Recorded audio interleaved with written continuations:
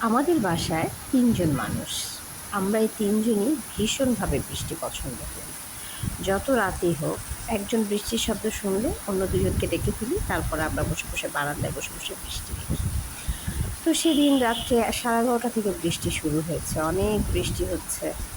তারপর তারা বাপ বেটি ২ জন বলল যে, "আমরা এই বৃষ্টিতে ভিজতে চাই।"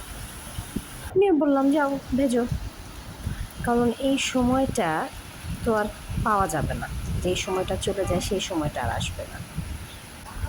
যেহেতু ওর বাবা কাজের জন্য দেশের বাহিরে থাকে, তো আমার মেয়ে এমনিতেই তার পাপাকে অনেক কম সময় পায়।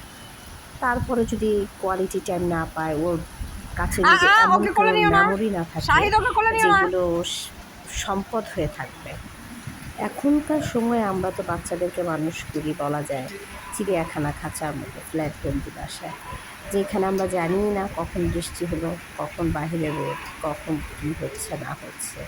কিন্তু আমাদের সময় আমরা কিন্তু আহ, অনেক বৃষ্টিতে ভিজেছি। আর আমরা যেহেতু কলোনিতে ছিলাম, তো আমাদের সেই সময়টা আমরা অনেক এনজয় করেছি। আমাদের অনেক সুন্দর সুন্দর মেমোরি আছে। এগুলো যখন এখন আমাদের বাচ্চাদেরকে শোনাই, ওরা অবাক হয়ে যায়, তোমরা এমন করেছো, এটা করেছো, সেটা করেছো। মানে এই যুগে ওরা এসে সেটা চিন্তাই করতে পারে না।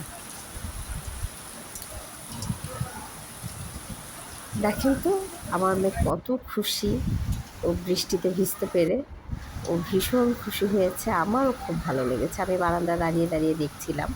তো হঠাৎ করে মনে হলো যে আমি একটু ছবি তুলে রাখি, একটু ভিডিও করে রাখি।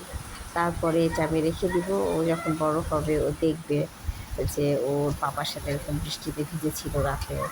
আর আমারও ভালো লাগে। আমি আমার মেয়ের চেষ্টা করি যে কিছু কিছু মোমেন্টস ধরে রাখার জন্য, যে ওগুলো আমি পরবর্তীতে বসে বসে দেখি।